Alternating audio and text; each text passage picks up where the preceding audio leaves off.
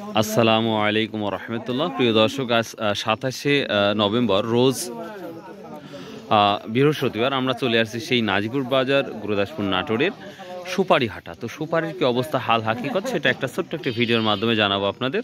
এই যে একবারে ফ্রেশ সুপারি আমরা দেখতে পাচ্ছি, দেখার মতন একটি সুপারি কালার। ভাই এগুলো তাহলে কি দামে বিক্রি হলো আজকে? মাত্র 200 টাকা। আমি ভাবছি 300-400 টাকা বিক্রি হলো। গত বছর তো ভালো একটা দাম পাইছেন সবাই,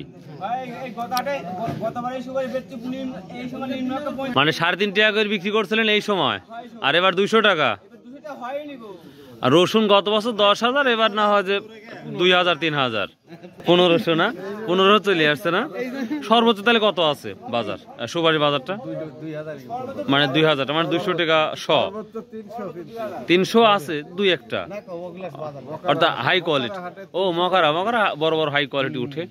তো প্রিয় দর্শক, এই ছিল ছোট্ট একটি ভিডিও সুপারির জন্য। তো আশা করি কিছুদিন পর আরও সুপারি আমদানি হবে এবং সুন্দর সুন্দর ভিডিও আপনাদের সামনে দিতে পারবো ইনশাআল্লাহ। সুবহানাল্লাহ, আসসালামু আলাইকুম রহমতুল্লাহ।